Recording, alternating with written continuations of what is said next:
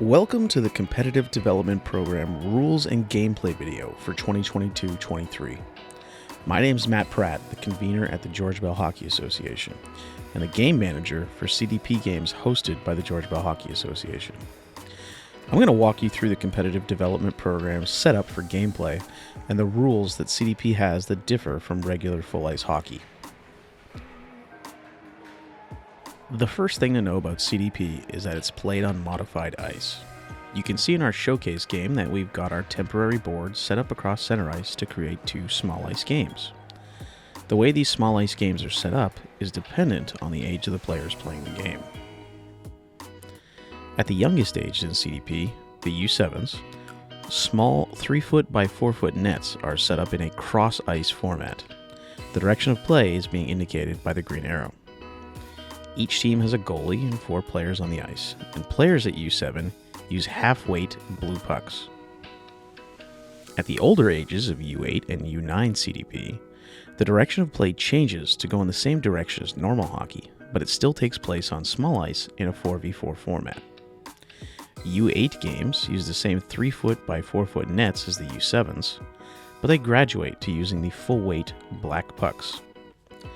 U9 games use the black pucks too, but they also move up to the full-size 4-foot by 6-foot nets. In the previous examples, all the graphics were shown with temporary boards on the ice along the center line, as you can see here in the showcase game at George Bell Arena. But at some rinks for the U7 format, you'll instead see the ice modified by large foam bumpers placed along the blue lines. In these cases, the benches for the teams are actually the neutral zone. At least one coach will need to be on the ice with the players in this format to help keep things under control. And whether it's the temporary boards or the foam bumpers, the coaches will often need to help set up or take down the boards or bumpers. It's for those reasons that CDP coaches should always have their helmet and skates with them when heading to the rink for games.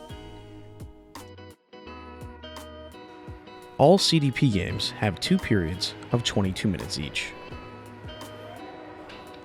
Warm-up is 2 minutes long, and each team may only bring 1 puck onto each side to warm up the goalie. Face-offs only occur at the start of each period. The referees will coordinate to drop the puck on both sides of the ice at the same time. Shifts are 2 minutes in length, and the buzzer will go off to indicate to players and coaches that it's time to change lines.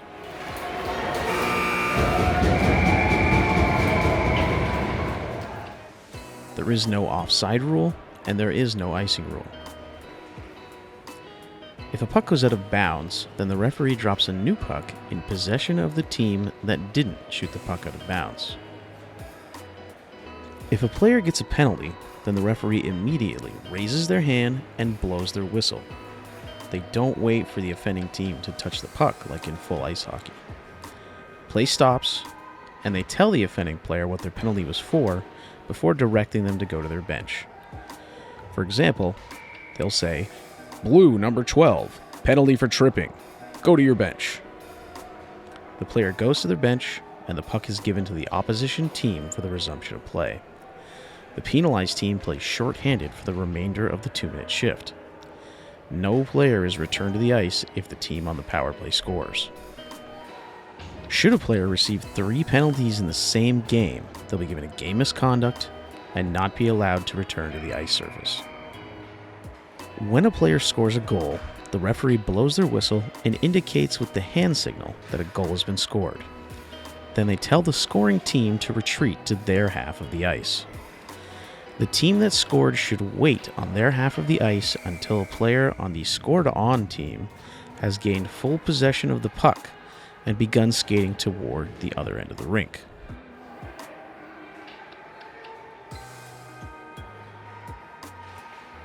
The procedure for blowing the whistle and making the attacking team retreat to their half of the ice is exactly the same when a goaltender freezes the puck.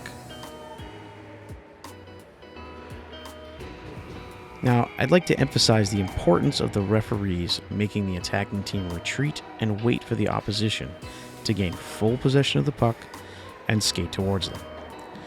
There have been too many instances in the past where the attacking team retreats, But as soon as they get to the half line, they immediately turn around and skate back in and regain possession of the puck around the opposition's net before they've even had a chance to skate out.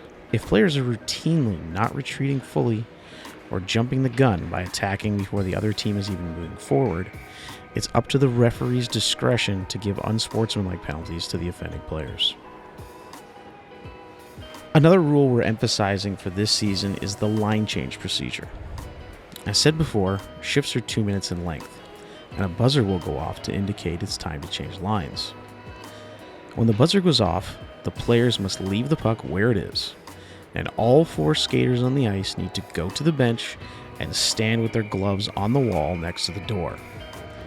Only when all 4 players on the ice are touching the wall together can the coach open the door for the next line to come out, or in the case of a short bench, open the door and tell players to go out, and then tell which players on the ice will be staying out.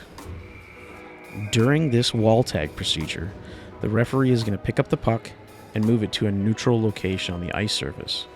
We're really emphasizing this because last season we had too many cases of the buzzer going off for line changes, one team going to tag up properly, but then the other team immediately opening the door and just letting kids on the ice without waiting. It resulted in an absolute ton of breakaways for the kind of teams that were bending the rules. Many times there were more than 4 players on the ice when this was going on. It just gave a general unfair advantage to those teams that were willing to cheat a bit. We want to stop that this year. Any team not following the rules of the tag up at the bench is going to receive a warning from the referees or the game manager. If the line changes continue to be unfair, they're going to receive a second warning, and that second warning is going to indicate to them that they're going to receive an unsportsmanlike penalty if it continues. And then finally, if it continues after that, the team will receive a bench minor for unsportsmanlike conduct and play the next shift shorthanded. Now that you know how the games are played, it's important to know how to prepare for those games as a coach or a manager of a CDP team. The first thing to prepare for before coming to the rink is team splits. Now, what do I mean when I say team splits? Well, every CDP team is going to have a roster between 14 and 20 kids. 2 players are going to play goalie every game, 1 on each side of the ice, and the remaining players need to be split into 2 teams. In the competitive development program, we divide the players into 2 teams by skill level.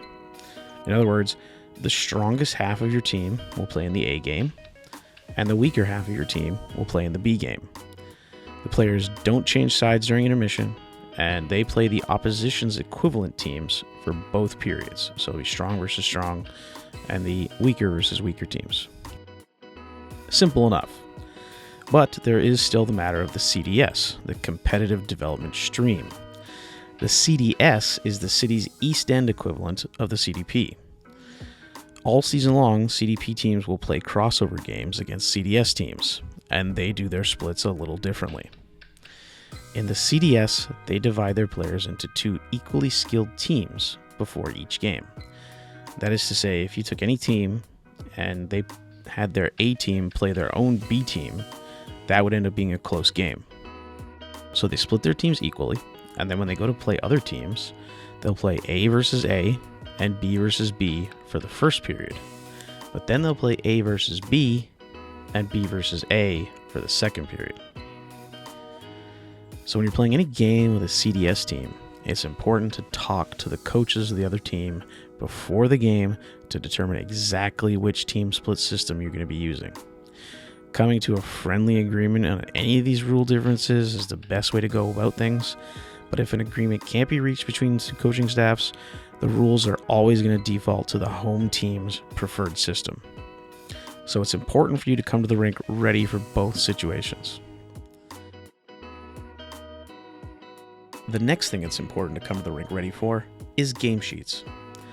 The home team is responsible for printing out and pre-filling in the information they're able to on the game sheet, either by hand or with stickers, or printing it out with the information already filled in. At the game, the home team then gives the game sheet to the visiting team so they can fill out their roster information, again, by hand or with stickers, and the game sheet is then returned to the home team. During the game, the home team is required to have 2 parent volunteers track the scoring for both games on the ice. They don't each need their own game sheets, just the ability to record the goals scored by each team per period. At the end of the game, the coach then gets that information from the volunteers and fills in the game sheet. The visiting coach can then ask to take a picture of it before it leaves the rink. After the game, the home team is responsible for taking a picture of the game sheet and sending it to the CDP coordinator. The email address for that can be found on the CDP website under the Schedule section. The final thing to be prepared for when coming to the rink is timekeeping. At many rinks, the home team will have to provide the timekeeper for the game. At most rinks, you will run into a Harris Time scoreboard controller. That is the most common scoreboard controller you'll see at rinks around Toronto. Some rinks will have different ones, but they all generally work similar, and these will be the instructions for a Harris Time scoreboard controller. It's important, because a rink might have a different controller, that the designated timekeeper for the game head to the timekeeper's box and check the controller for the instructions before the game starts, so they're ready for anything that might arise. For the Harris Time controller, when beginning a new game or resetting the clock after a previous game, press Game Time twice. Now that the clock is reset and ready for the game to be set up, we have to set the period length. As mentioned previously, CDP games have 2 periods of 22 minutes in length. We enter this time on the clock by pressing Game Time, 2, and Enter. That's Game Time, the number 2 twice, and Enter. That'll set up a period length of 22 minutes. The next thing we have to set up is the line change buzzer. In CDP games, the buzzer will go off automatically every 2 minutes to tell the kids on the ice that it's time to change lines. To set that up, we press Time, Horn, 2, and Enter. That's Time, Horn, 2, Enter. Now, unfortunately, there's no feedback from the clock or the controller that you entered this properly. The only way it wouldn't have entered properly is if you took too much time between button presses. So, for example, you're sitting there looking at the controller, you're thinking to yourself, right, it's Time, Horn, how many minutes was it? It was 2. 2, Enter. All the buttons will still beep, but it might not have entered properly. So to make sure this works properly, do all your button presses swiftly. So Time, Horn, 2, Enter. Now that your game's all set up, all you have to do is be ready to begin the game. Now you watch the referees for their tandem puck drop they do at the beginning of the period, and when the puck hits the ice, you hit the Stop Go button. That'll start the clock counting down, and your job for the first period is done.